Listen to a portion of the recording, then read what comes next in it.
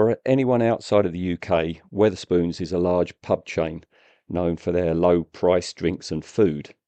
I like them though because they have a no music policy and often they will buy old interesting properties and repurpose and redecorate them in a respectful, sympathetic manner. Case in point here, I was in Whitstable, the home of Peter Cushing from the 50s right up to his passing.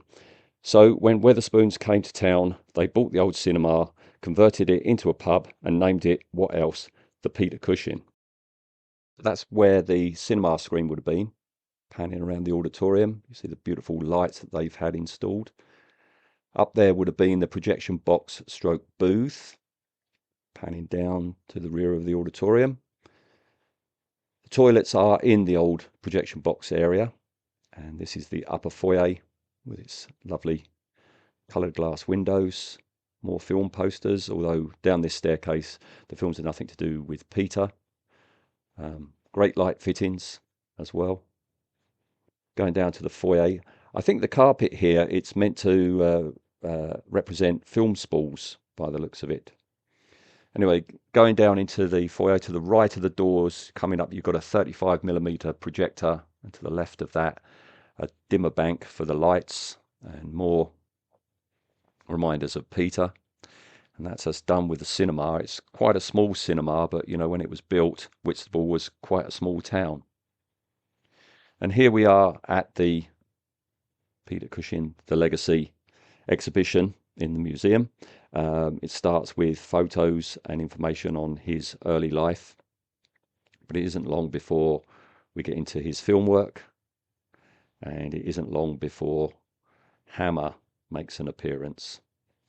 Bam, there we go, and we're in. Quite a lot on Hammer in this part, as you would expect.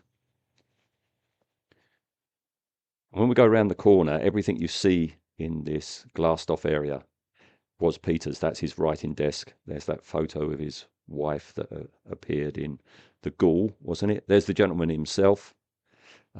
Yeah, there he is in his front room home, Whitstable home, sorry. There's his evening wear. And then as we go around the corner, we continue with the Hammer coverage, and then we start to get the likes of the Amicus films start appearing.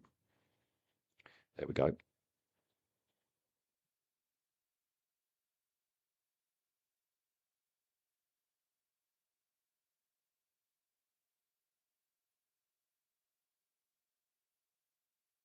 Yeah, it's a mix of Hammer and Amicus and what have you.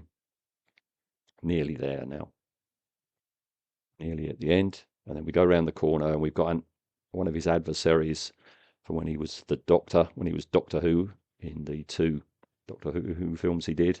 And this area is devoted to his later work. And coming up is a letter, very charming letter, informing him that the Queen was going to honour him.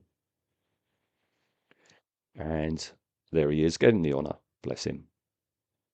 More awards. And when we go down to the lower shelf, they point out that's not a death mask. That's a life cast they did of Peter when he was appearing in Top Secret for that outrageous prosthetic that he wore. Nice bust of the Grand Moff. They're his slippers. The Order of the British Empire.